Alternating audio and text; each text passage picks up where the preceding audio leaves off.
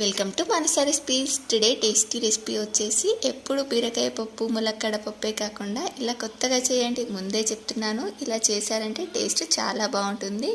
ఇప్పుడు ఇలా ఒక ప్యాన్లో ఆయిల్ వేడైన తర్వాత జీలకర్ర, మనం ఇందాక గ్రైండ్ చేసి పెట్టుకున్న పచ్చిమిర్చి పేస్ట్, ఉల్లిపాయ ముక్కలు వేసుకొని ఇలా ఎర్రగా అయ్యేంత వరకు వేపుకోండి. ఇప్పుడు దీనిలోకి 1 టీ స్పూన్ అల్లం వెల్లుల్లి పేస్ట్ వేసుకొని పచ్చివాసన పోయేంత వరకు ఫ్రై చేసుకున్న తర్వాత కొంచెం పసుపు వేసుకొని మనం కట్ చేసి పెట్టుకున్న ములక్కాడ ముక్కల్ని వేసుకొని వీటిని ఫ్రై చేసుకొని మూత పెట్టి ఇవి మగ్గేంత వరకు ఉడికించుకోవాలి.